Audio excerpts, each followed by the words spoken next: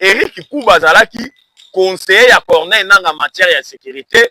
Oh bakangaki ye na mboka Tanzanie. Oh Tanzanie a estradelaki biso ye, azongiselaki biso ye na Congo, apesaki ye na maboko ya ba autorité.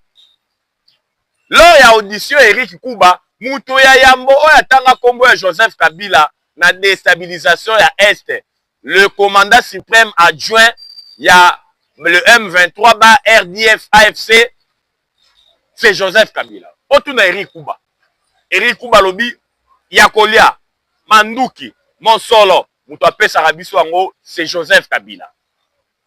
Yango bomonaka Fatia Lekambala moko alobi mokonzi ya AFC bar M23 bar RDF, c'est Joseph Kabila.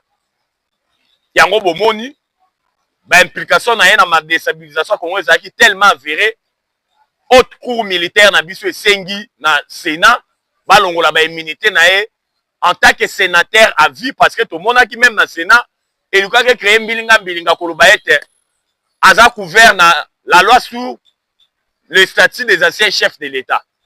Mais haute cour militaire esengi comme sénateur à vie. Boyebi kaza na statut ya sénateur pe à vie. Yango batie maintenant na maboko ya justice. Commission au Sénat a tchaki en place, après ça qui a moussala pendant 72 heures 3 jours. Commission ne sala ki moussala na yango. Tant commission ne sali moussala na yango. À partir de hier, le lundi, bah signalé biso déjà que commission a déposé déjà un rapport na ye na bureau ya Sénat. Oui, bi que Sénat zali ko kambama na mwana mboka Sama Lukonde Michel a déposé un rapport na bango na bureau ya Sénat. Tant va déposer rapport à partir ya mukolo ya lobby, Sénat bengisaki auditeur général. Ya haute ou cour militaire ayoka auditeur général pour bangonde basengi balongola militaire Joseph Kabila. Justice militaire congolaise. Et puis bazali ko apprendre biso ke mukolo ya lelo Sénat pe abengisi Joseph Kabila Kabangi. Mais boyebi ke azana mboka te. Abima na exil forcé na ba plan oyo asi azalaki nango na mutu ya ko déstabiliser Congo. Po na mutu ya Joseph Kabila Congo ezaki lokola royaume ya tata na ye. A dirigé yango pendant plus de 18 ans. Il faut zonga suna Congo po atala lolenge kani ya ko continuer ki royaume na ye kozala roi. Mais akosama ki munene parce que Sénat otu ko convoquer to ebi ke akoya te po za na mboka te, mais to ebi ete aussi que il y aura un procès parce que ba immunité na ekolongwa. Parce que ça makambo tali justice. Et puis il y aura un procès au Joseph Kabila a condamné par défaut parce que azali na mboka te. Boyebi ke azali na mosolo ebele, azali na ba société ebele na Congo, azali na ba bien ebele. Oh justice et vous en obligation ya kokanga yango soki ekotenga ba ekosenga bateka yango même na vente aux enchères pour na permettre ba kongomani nyonso plus de 15 000 o ba kufika na ba aventure ya M23 oyo parce que ba kongomani o ba kufira oyo.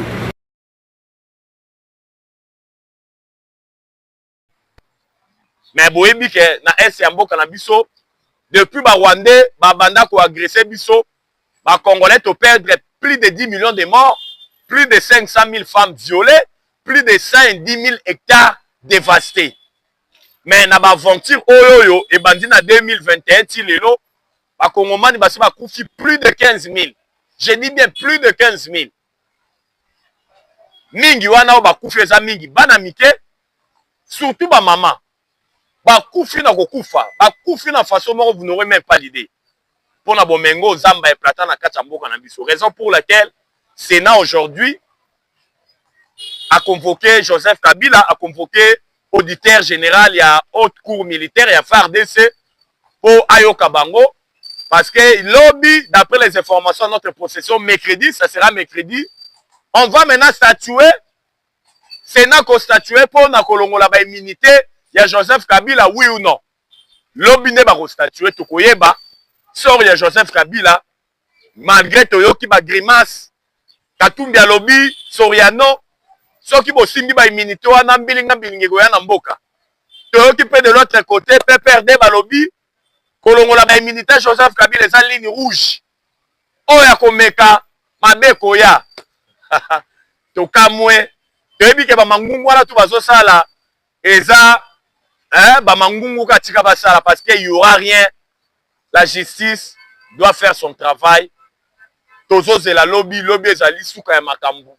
Pona ma matali immunité ya Joseph Kabila parce que biso ba congolais de père et de mère tulobaka immunité eza synonyme ya impunité te.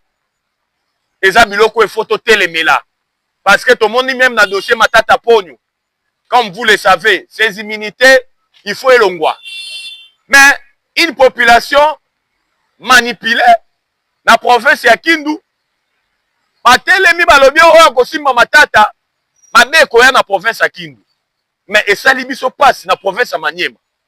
Mais pourquoi une personne qui a volé des millions de dollars, je dis bien des millions de dollars, après avoir manipulé bino na ba 5 000 ba 10 000 pour l'équipe bolo bakeno soki mutoko simba ya romona oyo koya totika justice et sala musala na yango totika justice et dire les droits ndenge balobaka totika justice azala indépendante azala au milieu des villages à établir culpabilité à mutu de telle enseigne que mokano etangama na infraction mutu asali parce que tangu Goma na Bukavu ekoyaki totikala komona te nous les ressortissants de telle province toye kotelemela armée rwandaise na ba terroristes M23 ndenge Goma ekoyi tomonaki yango te.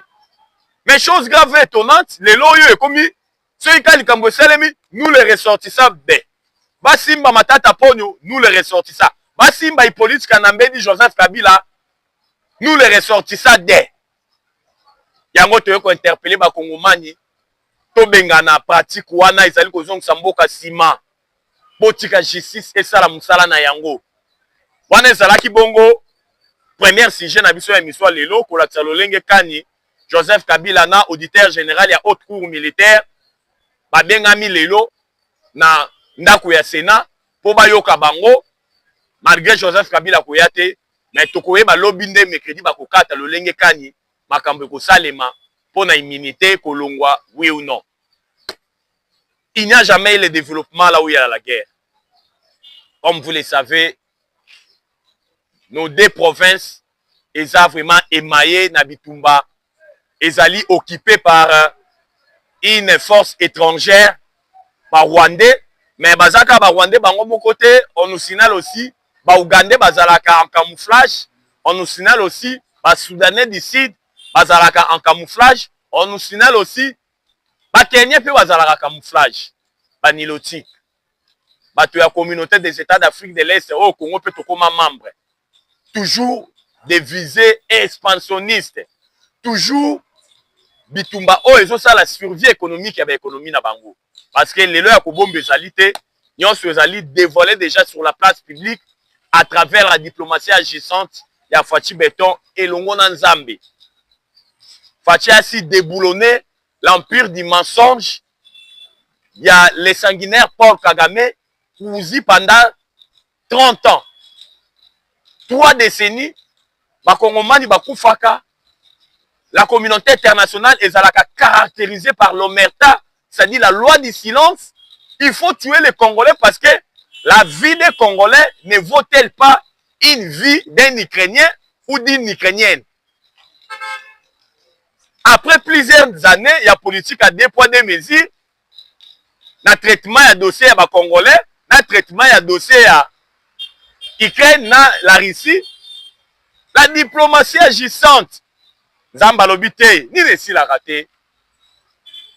30 ans de guerre, ça suffit. Plus de 10 millions de morts, ça suffit. Plus de 500 000 femmes violées, ça suffit. Plus de 110 000 hectares dévastés, ça suffit. Bah, pareil, autrefois, bah, Rwandais, oh, bah, bandaki ko soutenir, bah, on a nyonso. Lelo, bah, on va salir rétro-pédalage, bah, lobité. 30 ans de guerre na Congo, beau, pia. Il n'y a pas non plus de sanctions contre les Rwandais. Aujourd'hui, l'économie rwandaise a affaibli. Le franc rwandais s'est déprécié du jour au lendemain. La balance commerciale rwandaise du côté importation et exportation. Vous n'aurez même pas l'idée. Côté exportation, vous voyez que le Rwanda, c'est un pays de 1000 collines. Les Rwandais vont vivre dans le pillage systématique. Il y a des ressources minières congolaises dans la partie est. Les lots, les Rwandais affaiblis. Notre ministre des Mines, Papa Kizito Pakabombe, tout fait, tout flamme, a déclaré la zone nyonso est contrôlée par les Rwandais, si ka carré minier za zone rouge. Oyo, sous le lait Fachi Beton, la ministre Nabiso ya mine, impacté sur le plan mondial. Le marché des métaux, balobi iyo, boyebi ke tolobaka yango, ba minéré te kamara lokola li panangu bate. Minéré c'est la traçabilité. Quand on parle de la traçabilité, on voit tener ya minéré et outi na province nini et outi na carré minier nini. Parce que boyebi ete na diplomatie agissante ya Fachi Beton, ba multinationaux ba sombara ba minéré stratégique auto bengi les 3T, tintal, éther, tungstène. Basali rétropédalage, ba lingi lisu ko somba les minéraux de santé. À 2024, 2025 oyo, RDC afundaki Apple, auto bengi Apple, oyo sale la rabiso ba iPhone 10. Oyo bomonaka na iPhone, batiela bino pomme ya grise, balia mwa ndambu. Kongo afundaki ba filiale ya Apple, oyo eza na Belgique, eza na France. To engageaki un avocat spécial. Babengi na kombo ya Robert Amsterdam. Robert Amsterdam yenda zalaki avocat na biso tango tofundaki ba filiale ya Apple oyo eza na kati ya Belgique na France. Bomonaki lolenge kane créaki tolé même na ba européen bango moko. Ba marche salemaki na filiale ya Apple oyo eza na France, oyo eza na Belgique. Bomonaki pe lolenge kani ba manifestant bazwaki bayaki ko peintre na ba magasin ya Apple. Nani peinture rouge kolakisa makila o eza na kati ba iPhone 10. O to kosenga même na ba kongomani mikolo ezali koya to ko interdit ko somba nani iPhone. To interdit yango na mboko. Malgré le lo Apple esali rétropédalage balobi te chaîne ya approvisionnement na biso ezala na ba minéraux ya Congo te. To ko somba ba minéraux wana te. Les minéraux 10 na kati ya iPhone.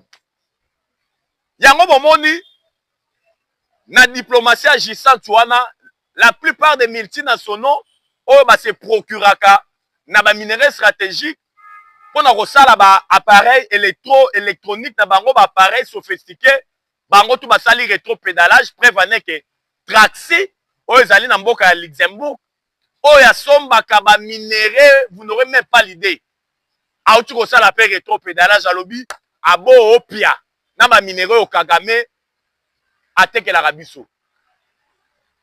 Yango bomoni la guerre de l'Est, que ce soit dans le nord, que ce soit dans le sud Kivu, les Wazalendo tout fait tout flamme.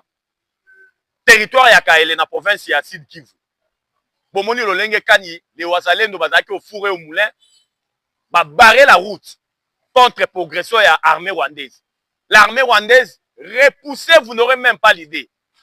Oh batiaki matoi mangongi bazonga ki te na puissance de faire ba Wazalendo bazalaki pour chasser plusieurs militaires rwandais oyo babikaki Mangweri ezalaki en désordre Mangweri po batuti bakima bango bapakataka en désordre Mangweri yango tomoni lolenge kani territoire ya Kaele plusieurs villages na maboko ba Wazalendo. Avant-hier, boyebi ete na province ya Nord Kivu, Bambo, Kishishi, na deux localités, ezalaki na maboko ya armée rwandaise. Ba récupéraki, mais on nous signale depuis hier. Ba Wazalendo ba frappé, ba récupéré Kishishi, ba récupéré Bambo, na des autres localités ba kombo na Mwekimi. Au moment où je vous parle, na maboko ba Wazalendo. Plusieurs effets militaires, il y a des militaires rwandais, qui na Mbangweri, boaki yango na mabele. Mbangweri en désordre. O eza na maboko ba Wazashu. Wazalendo.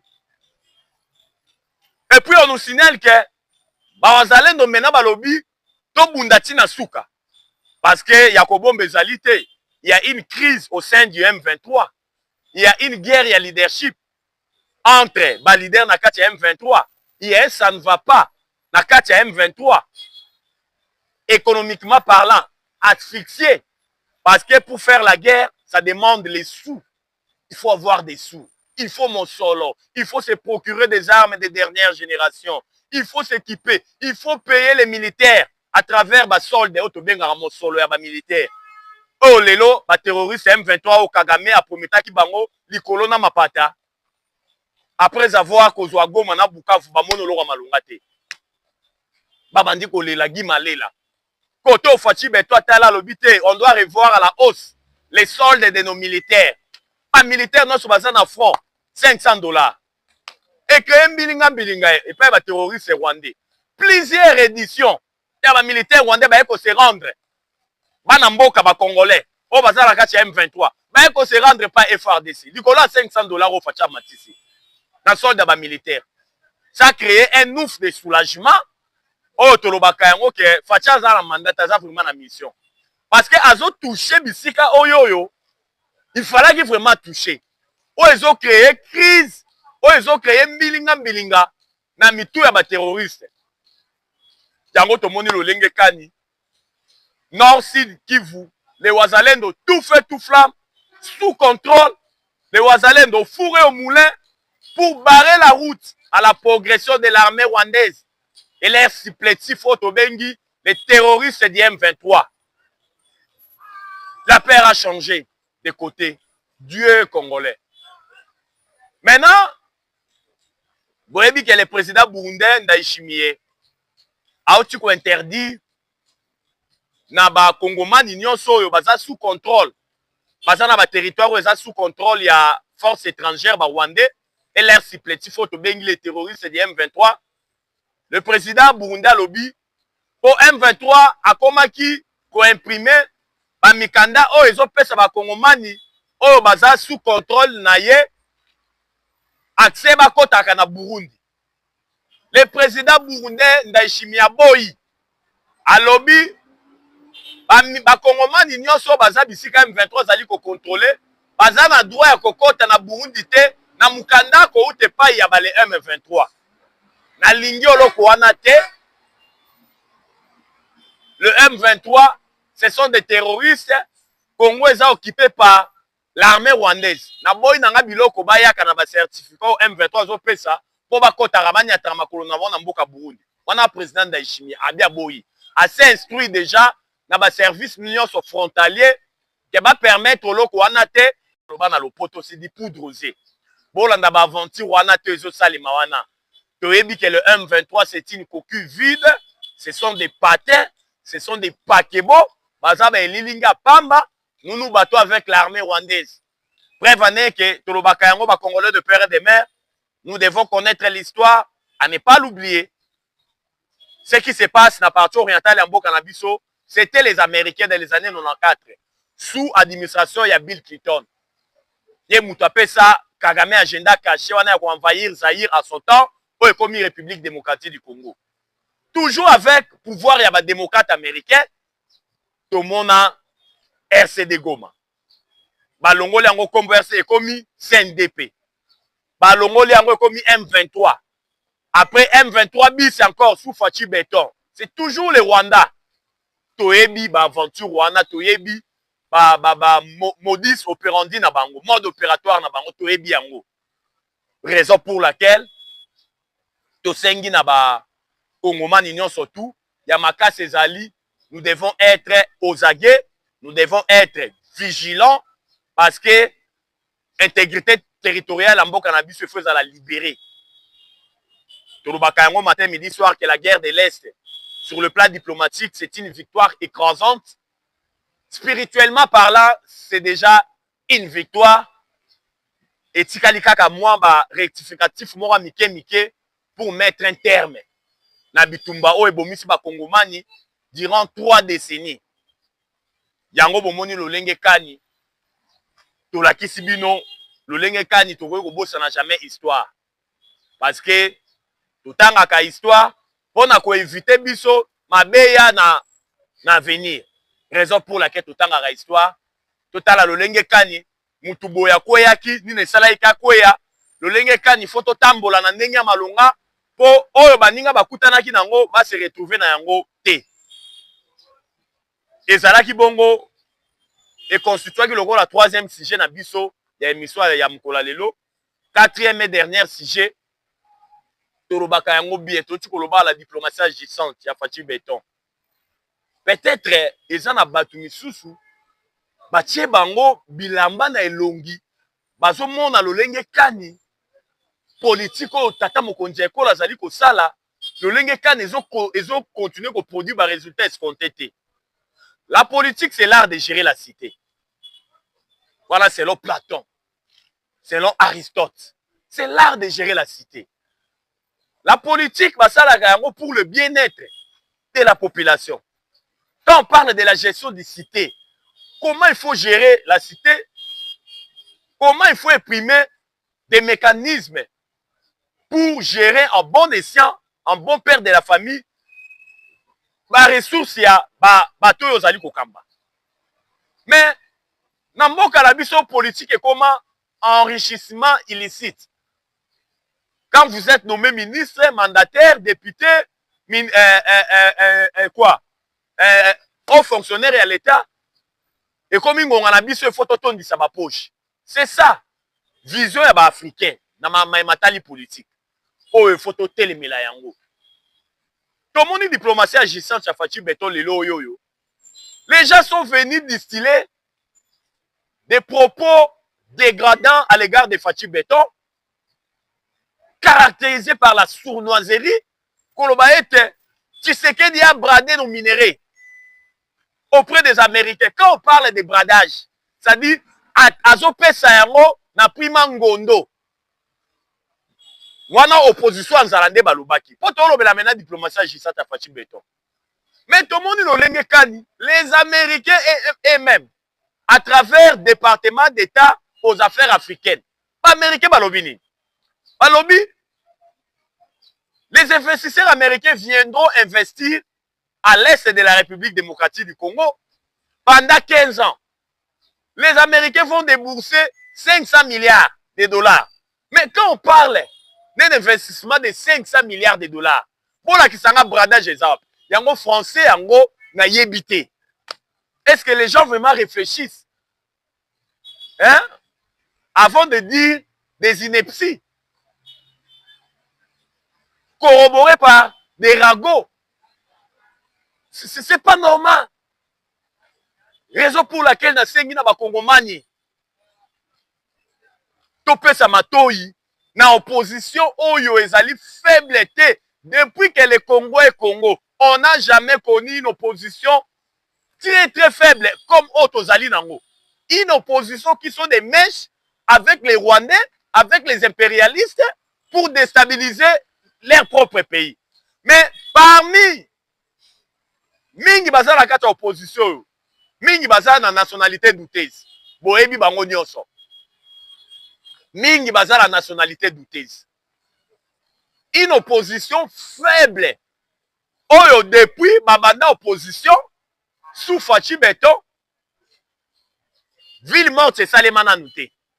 Ke opposant leki na TV, ndeto ando mona tangu ya IDPS. Kondo Etienne Tshisekedi da mulumba de res mémoire. Aleki na itando ki alobi, lobi muto abimate, muto atekate. Eto sami. Nanu basali yango te. Même marche ya